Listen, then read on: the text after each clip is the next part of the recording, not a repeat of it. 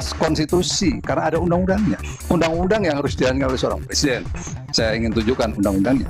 Dasar hukum Undang-Undang Nomor 1 Tahun 2011 tentang perumahan dan kawasan pemukiman, serta Undang-Undang Nomor 4 Tahun 2016 tentang tabungan perumahan rakyat atau TAPRA ini diatur oleh undang-undang. TAPRA ini sesungguhnya ini perpanjangan dari Bapertarum. Bapertarum itu dulu dikhususkan untuk ASN. Nah, sekarang diperluas kepada pekerja mandiri dan juga swasta.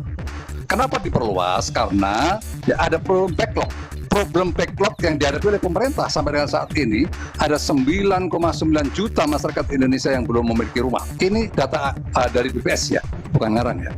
Untuk itu maka kita berpikir keras, pemerintah berpikir keras, memahami bahwa antara jumlah kenaikan gaji dan tingkat inflasi di sektor perumahan itu nggak seimbang. Untuk itu maka harus ada upaya keras agar masyarakat pada akhirnya nanti bisa walaupun terjadi inflasi tetapi masih bisa punya tabungan untuk membangun rumahnya. Itu sebenarnya yang dipikirkan. Dari cuplikan video sebelumnya, konferensi pers staf kepresidenan tentang program TAPERA, Kepala Staf Presiden Republik Indonesia, Jenderal TNI Dr. Muldoko memaparkan beberapa informasi mengenai program TAPERA. TAPERA sendiri merupakan tabungan perumahan rakyat. Ini merupakan program pemerintah Indonesia yang dirancang untuk membantu masyarakat memiliki rumah dengan menabung secara bertahap. TAPERA bertujuan membantu masyarakat yang berpenghasilan rendah mendapatkan akses pembiayaan perumahan yang terjangkau. Program TAPERA ini telah tersusun di Undang-Undang Nomor 1 Tahun 2011 tentang perumahan dan kawasan permukiman serta Undang-Undang Nomor 4 Tahun 2016 tentang TAPERA. Program ini dirancang sebagai mekanisme pembiayaan perumahan berbasis tabungan yang melibatkan kontribusi pekerja dan pemilik pekerja. Dengan skema ini, pemerintah berupaya menciptakan sistem perumahan berkelanjutan dan inklusif bagi semua kalangan, terutama masyarakat berpenghasilan rendah. Di dalam konferensi pers staf kepresidenan tentang program TAPERA ini, banyak sekali pertanyaan-pertanyaan dari masyarakat tentang kegelisahan dari program TAPERA, seperti apakah program TAPERA ini wajib diikuti oleh seluruh para pekerja, dan bagaimana sistem pembayaran atau sistem penabungan dari program TAPERA ini, apakah orang-orang pekerja yang sudah memiliki rumah ikut wajib berkontribusi dalam program ini, dan lain halnya. Lansir dari video konferensi pers staf kepresidenan tentang program TAPERA, Bapak Heru selaku komisioner BP TAPERA memberitahu bahwa program TAPERA ini bersifat tidak wajib bagi seluruh pekerja.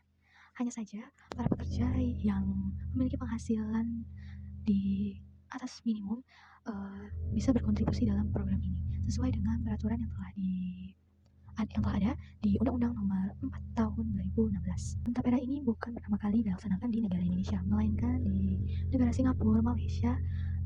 Program ini juga diterapkan di negaranya, berfungsi untuk mendukung pembiayaan perumahan secara berkelanjutan. Manfaat dari TAPERA sendiri yang pasti memberikan akses lebih mudah kepada masyarakat untuk memiliki rumah melalui fasilitas KPR dan suku bunga yang rendah. Selain itu, dana yang terkumpul ini dapat digunakan untuk membeli, membangun, ataupun merenovasi rumah. Kalau peserta TAPERA tidak memanfaatkan fasilitas ini, dana yang ditabung akan dikembalikan ketika mereka mencapai masa pensiunnya. Adapun kelebihan dan kekurangan dari konferensi pers staf kepresidenan tentang program TAPERA, kekurangan sendiri sering terjadi kendala dari mikrofon pada saat ingin memberikan pemaparan informasi mengenai program TAPERA dan menjawab pertanyaan-pertanyaan dari awak media ataupun moderator, baik dari mic-nya yang tidak mengeluarkan suara ataupun yang mengeluarkan suara itu sangat kecil. Selain itu, di beberapa skin video konferensi pers staf kepresidenan ini sering terjadi suara double sehingga para penonton yang melihatnya atau mendengarkannya merasa terganggu dengan suara yang double tersebut. Untuk kelebihannya sendiri, dari bagian penyutingan video sudah cukup bagus dengan memfokuskan siapa yang sedang berbicara ataupun siapa yang sedang memberikan atau menyampaikan informasi, dan untuk pertanyaan-pertanyaan atau isu-isu yang sering dibicarakan oleh masyarakat ataupun kegelisahan para masyarakat ini telah dicantumkan dalam satu catatan dan disampaikan oleh Mbak Lulu selaku moderator.